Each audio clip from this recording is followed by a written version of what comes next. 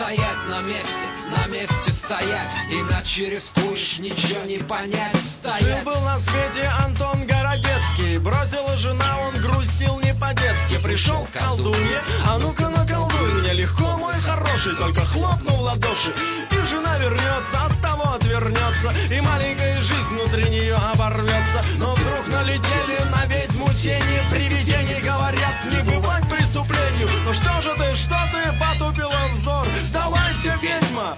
Ночной дозор. И треснул мир напополам, дымит разлом, и льется кровь, идет война, добра со злом.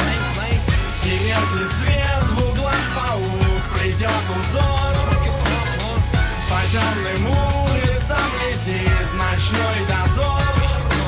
Понял Антоха, что поступил плохо, и то, что развела его колдунья как лоха. Но сила иного в Антоновом взоре, а значит, он будет работать в дозоре. Годы прошли, Городецкий не тужит, водочку глушит, с вампирами дружит. Начальник хороший, мудрейший Гизер был замминистров USSR. Но вот вызывают, нужно ехать скорее. Вампир-парикмахер с подружкой своею в логово к себе заманили подростка. Решили поужинать подлые просто. Антоха успел, завязалась драка. С огромным трудом он зашупил вурдалака, но ножницами был тяжело ранен в бою.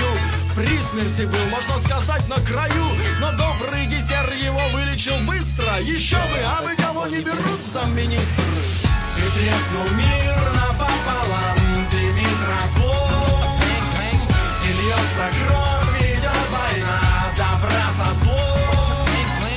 И меркнет свет в углах, паук придет узор, по темным улицам летит ночной дозор.